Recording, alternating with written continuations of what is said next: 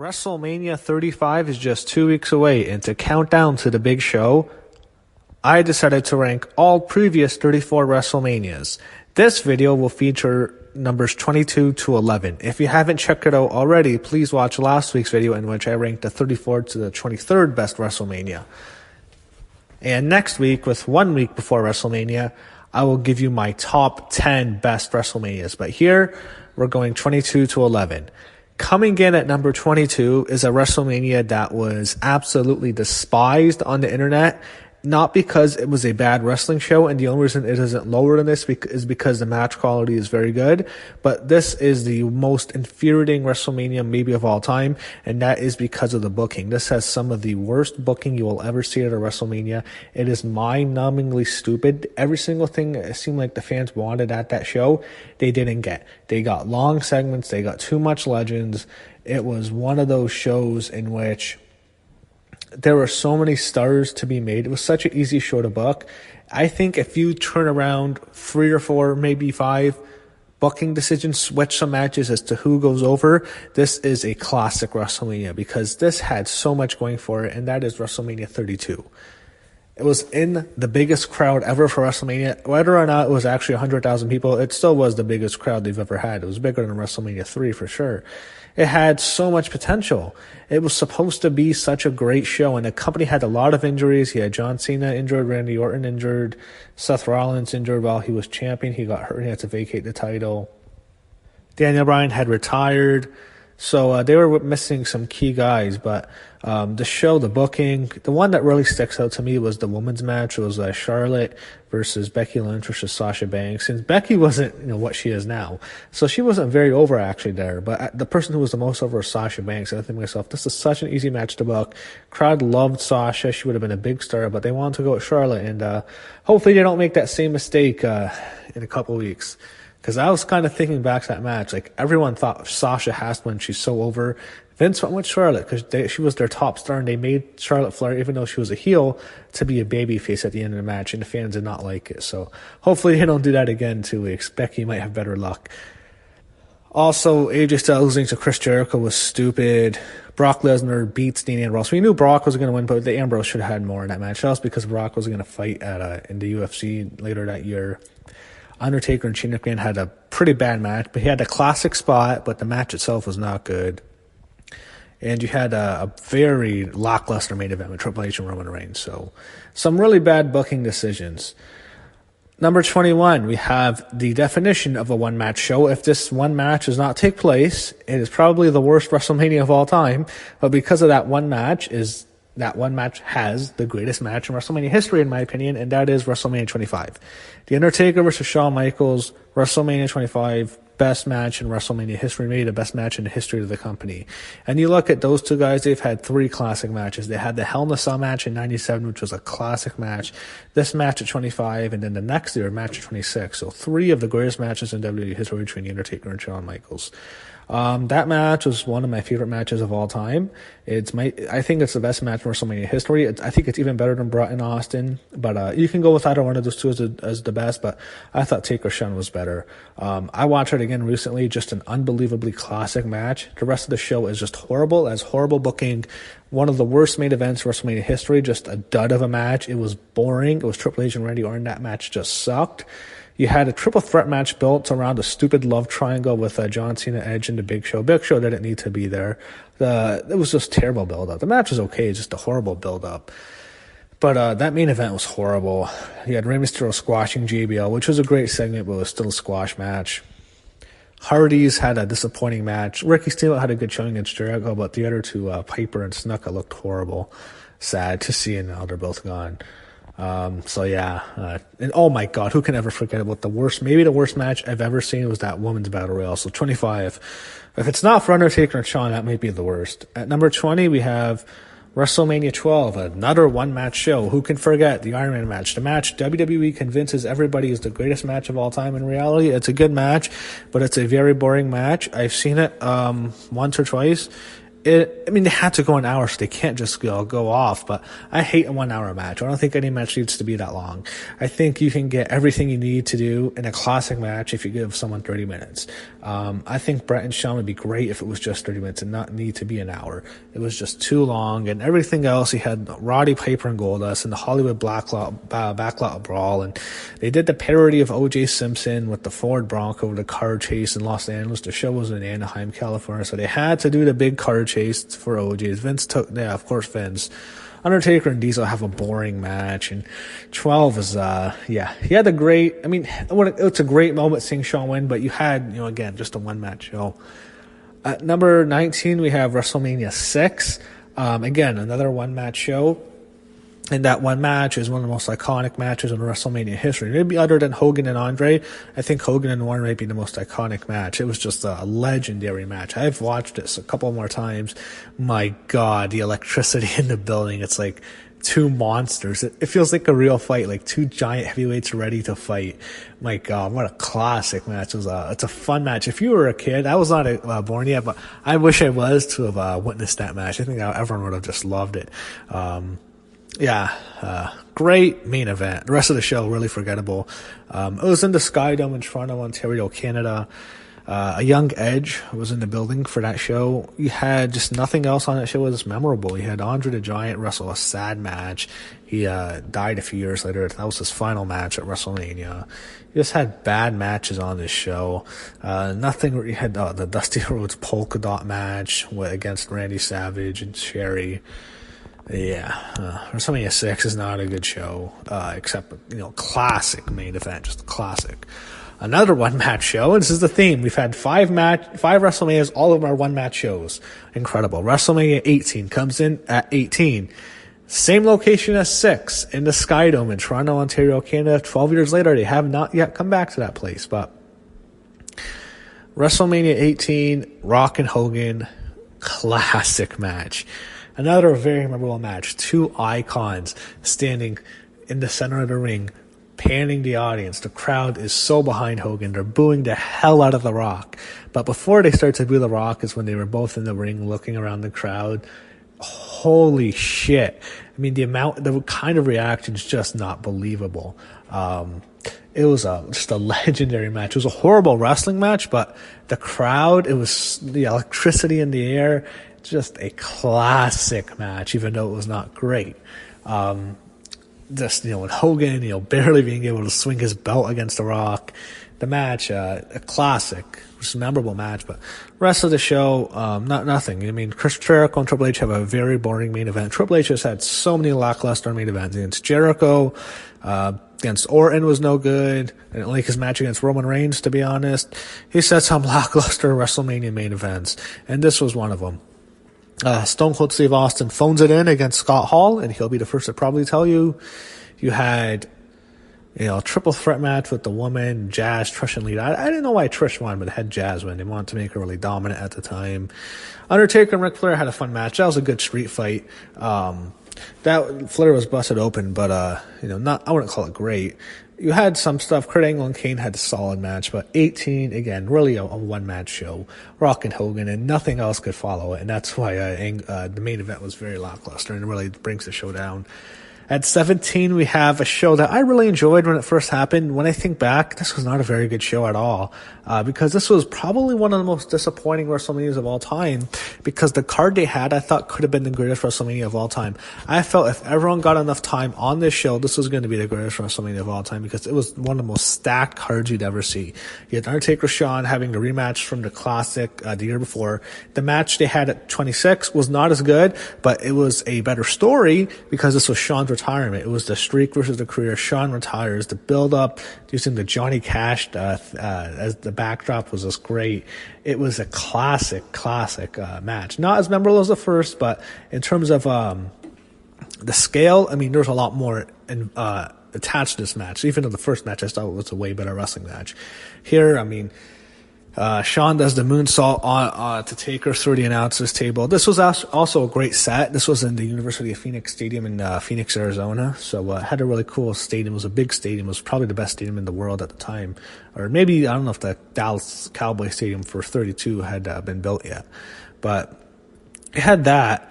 But, the rest of the card was going to be a great card. John Cena and Batista were having a match. They had a good match.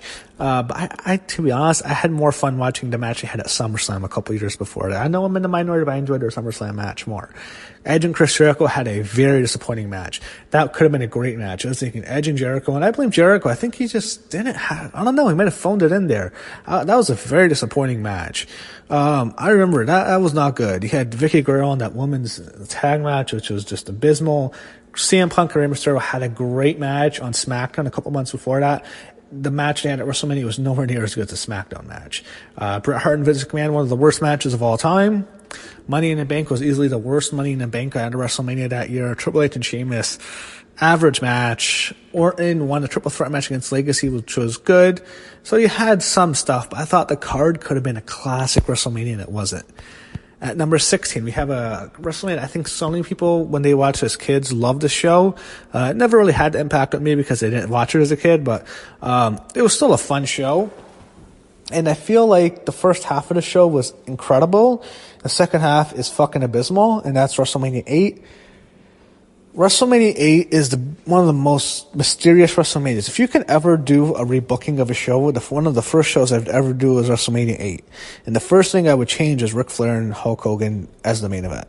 The main event ended up being Hulk Hogan and Sid Justice, even though the title match was Ric Flair and Randy Savage, who had a fantastic match in the middle of the card. And there's a lot of mysteries of why Flair and Hogan didn't take place. Supposedly they didn't draw well at house shows leading up to WrestleMania 8. But I still think they would have done really well at that show. And I mean, who would have done way better than Hulk Hogan and Sid Justice? And for Flair and Savage, that really should have been Savage and Jake the Snake, because they were having an amazing rivalry. Who could forget the Snake during the Savage and Elizabeth's wedding? There was so much heat, and the fact that Jake was going to leave the company, they really should have done Savage and Roberts, loser leaves town at WrestleMania. They did that on Saturday Night Live, but that should have been at WrestleMania, or a Saturday night's main event, not Saturday Night Live. You also had Undertaker winning a match against Jake the Snake.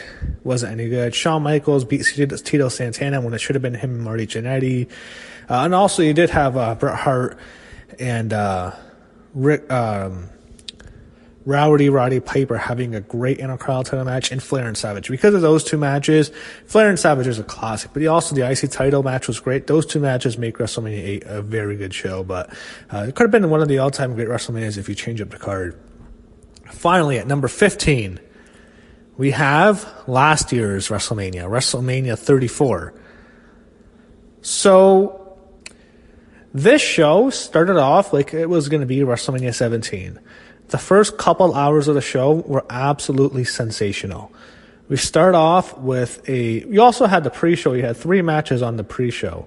And the crowd was hot for them. So this is like the show, like WrestleMania, the pre-show is part of the show now. Before it really wasn't.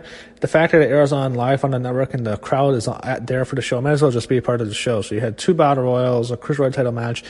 We go to the first match on the main show, triple threat match. You had Rollins, Miz, and Balor. Very good match. Great opener. Rollins wins. Then you had Charlotte and Asuka. They wanted to recreate the streak from WrestleMania 30 in the same building 4 years ago, so they had Asuka's streak being broken by Charlotte. This was to build up Charlotte for the next year, and it sort of worked, but Charlotte beats Asuka. They had a great match. Easily the best women's match when 2 women are involved in WrestleMania history. Just as a women's singles match. It was fantastic. And a crazy ending seeing Asuka tap out. You have a Fatal 4-Way match with Orton, Jinder Mahal, Rusev, and Bobby Roode. That was okay. Then you have the match of the night, the match that stole the show. Ronda Rousey stole WrestleMania 34. It was her and Kurt Angle against Triple H and Stephanie. They had a great match. That was fantastic. It was a spectacle to watch. Crowd was into it. Ronda Rousey became a major star in the WWE when that happened.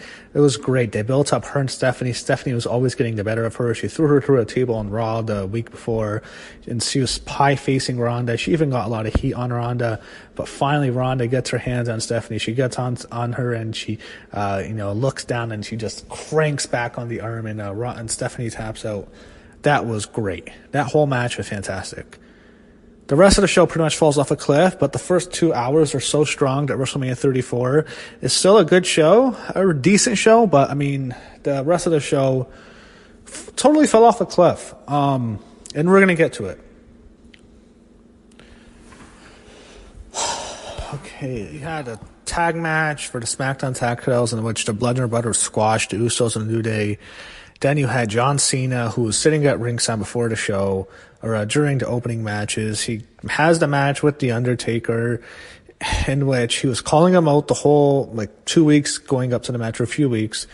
The Undertaker comes out and squashes John Cena. It was cool to see The Undertaker return, but it was just a squash match. It was like Undertaker and Cena was a match some people thought about for WrestleMania for years. I was always thinking that'd be like the ultimate match in which, when the streak was still around, it would have been crazy because at every single near fall, people would think John Cena was going to win. That was such a missed opportunity that they never did that match at a WrestleMania for the streak. They finally did it, and the streak had been over. Undertaker had lost 2 matches already at WrestleMania, and it was a squash match. So for that was super disappointing. You had Daniel Bryan's return in a lackluster tag match. It was him and Shane against Sami Zayn and Kevin Owens. It was booked horribly. They had them kill Daniel Bryan early in the day. It was a beatdown on Shane, but Daniel Bryan makes a save and he wins the match. But for his return, it was disappointing. Alexa Bliss and Nia Jax had a match that nobody in the arena gave 2 shits about.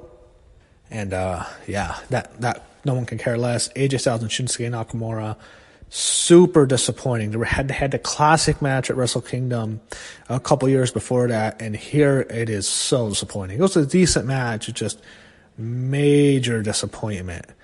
You had Braun Strowman winning a match with the Kid, and then you had a disastrous main event. Just a disastrous with Lesnar and Reigns. The crowd shit all over it. So it completely crashed and burned. It was a train wreck, but the first 2 hours, the 3 of the first 4 matches, not the U.S. title match, but the triple threat match, Charlotte and Asuka, and then Ronda stealing the show and just shining on that show, really made it good. But I mean, the rest it could have been a classic WrestleMania, but the rest of the show fell off a cliff.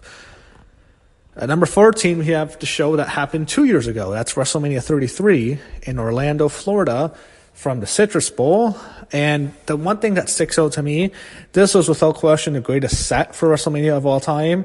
They spent like $5 million in its shows. I was blown away looking at it. I can just look at the set, and I wish I was actually at the WrestleMania just to see the set. You have WrestleMania as the ultimate thrill ride. That's what they were calling it. They weren't calling it 33. They were saying the ultimate thrill ride, WrestleMania. You had WrestleMania's logo, with a giant globe, kind of like Universal Pictures, because they were in Orlando. It was going to be a theme park theme to the show. That's how they wanted to go with the show. That's how they built this WrestleMania. So the Universal Studios look with the globe was great. They built a giant roller coaster, which looked amazing. And when it was at night, it lit up. It was amazing. There was a giant 80-yard entrance ramp. The opening, how the wrestlers got in, the tunnel looked great. I think there was also a tower, another ride beside the roller coaster. It looked great. The set was awesome. The show had really great WrestleMania moments that all of them just never really held up because of what happened after that. You had Roman Reigns retiring The Undertaker's last match, and what happens is, Undertaker walks out, just one of the best send-offs you can ever imagine. I thought the way it ended was great. Even though the match was horrible at Roman Reigns, it's like he's back next year, so I meant nothing. It doesn't hold up. That's what hurts WrestleMania 33. I think had those, and the 3 moments that stick out. The second one is the one that another one that didn't work. John Cena proposes to Nikki Bella, which was an amazing moment. And a year later, they're split up, so it doesn't hold up. You had the Hardy Boys return, which was fucking amazing. But looking back at how they used the Hardy Boys, they were the hottest stars in the whole wrestling industry at the time with the whole Delete gimmick and Broken Matt and Brother Nero. And it ended up being a flop how they used them. So for that, WrestleMania 33 doesn't hold up. You had AJ Styles and Shane McMahon had a great opener. Kevin Owens and Chris Jericho had a decent match. Vince McMahon hated the match. You had a fatal 4 with Charlotte, Sasha, Bayley, and Nia. And Nia held the match down. And the match wasn't nearly as good as the triple threat match from the year before. You had the ladder match, which again, a good match. Great seeing the Hardys return, but for a ladder match, not at WrestleMania standards, the bar had been set so high. John Cena and Nikki Bella beat Maurice and The Miz in kind of a squash match, to be honest. Triple H and Seth Rollins had a good match, just went way too long. Randy Orton and Bray Wyatt had a train wreck of a match. You had the Brock and Goldberg, very fun match. I really liked that. That was good. And then, yeah, you had the SmackDown Women's match with Naomi winning. She tapped out Alexa Bliss. That was all right. Okay match. And Reigns and Taker, really not a good match. It was they had a lot of great moments. It's just they didn't hold up because of what happened after that. So two of them at least they really don't mean much anymore. But it's still a fun show. Just the same thing, 34 and 33 had the same problem with the crowd. They were way too long. After watching those two shows back-to-back, the last two WrestleManias, two of them 5-hour shows, 7 hours counting the two pre-shows, 2 7-hour shows, we really need to make WrestleMania 2 nights. WrestleMania has to be a 2-night show. I think this is going to be even worse. One thing is, with 33, you're in Orlando, Florida. It's hot outside. You get to look forward to go to Disney World or something. 34, it's in New Orleans. Man, you go to Bourbon Street. It's still a great place to be. 35 this year, it's going to be a MetLife Stadium. It's going to be fucking cold. Even if it doesn't snow or rain or it's not windy, it's still going to be chilly. Sitting there for 7 hours in a chilly stadium, yeah, they really need to make WrestleMania 2 nights. At number 13, we have WrestleMania 23. Which featured the President of the United States, which was the biggest reason this show was so successful. This was the biggest WrestleMania buy rate of all time when it first happened. Donald Trump sold this WrestleMania. It was built around Donald Trump against Vince McMahon, a hair versus hair match. They each had their own wrestlers representing them. Vince McMahon had Umaga, and Donald Trump had Bobby Lashley. He had Steve Austin as a special guest referee. He had Shane McMahon in Vince's corner. That match was, look, on paper, this is going to be terrible. We all know Trump's not going to get his head shaved. We all know Vince is going to lose. It's Lashley and Umaga. The way they built it was masterfully. That was a fun match to watch. The ending was great. Trump and Austin and Lashley, they shave Vince's head. It was really well done. But also on the show, you had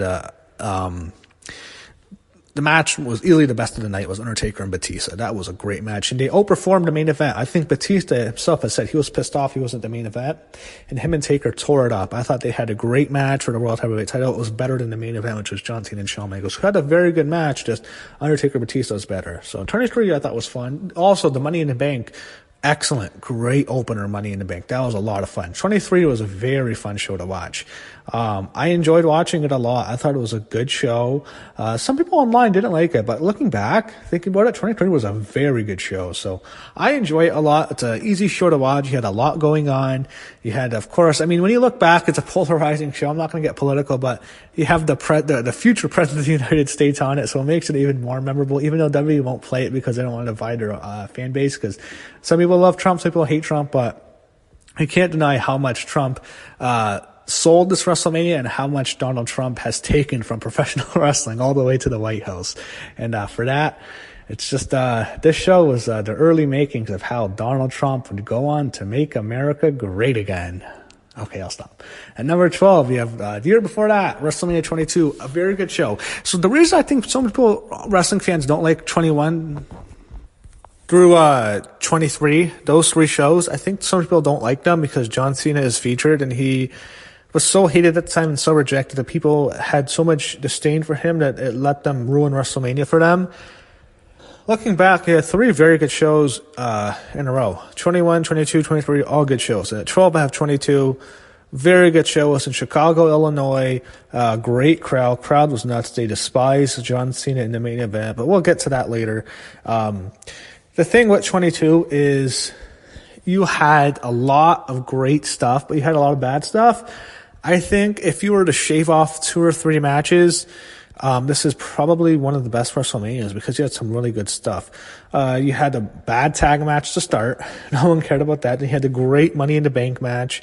Not as good as the previous year, but it was still fun. RVD gets the win. He would go on to cash in against John Cena at ECW One Night Stand 2 later that year. Benoit and JBL wasn't very good. You had a hell of a hardcore match. Maybe the greatest hardcore match in WWE history was Edge and Mankind. Really, I thought Edge, people looked at him as a major star. When he won the title, it was a quick title reign. Earlier that year when he cashed in on Cena at that New Year's Revolution show, it was a quick title reign. He lost it at the Royal Rumble. I think people didn't look at Edge as a top star. I think after that, people really started to look at him. And I think Foley did the same thing for Randy Orton. I think when he did that for Orton 2 years before that in another hardcore match, that elevated Orton. So I think this really helped Edge a lot.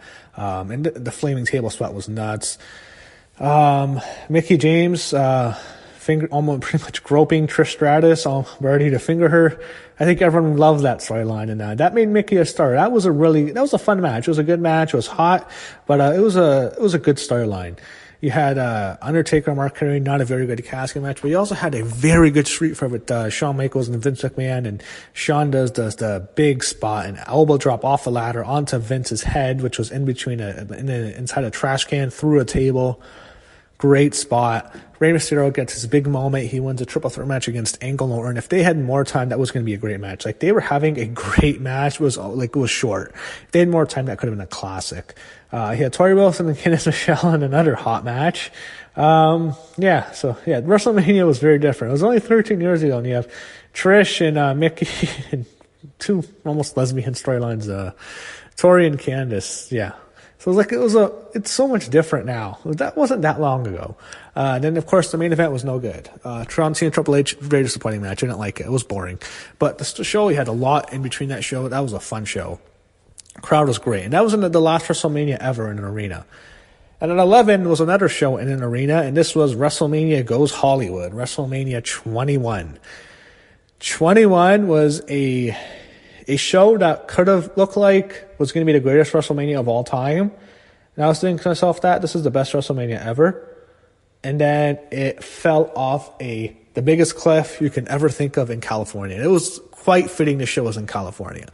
But the last three matches were horrific. The main event was okay, but the two matches before that were horrific. They start off, Rey Mysterio and Eddie Guerrero, fun match. Very good. Not great, not their best match, but had a fun opener. First Money in the Bank match, Edge wins, great match. Loved it. That was great. Undertaker and Randy Orton, loved it. Very, very good match. Orton almost won. I was convinced Orton was going to win. I thought for sure the streak was ending. I was convinced because going into that match, they had so much behind Randy Orton. I thought the streak was going to end. I was so convinced. Undertaker won. It was a crazy shock to me. But that was a fun match.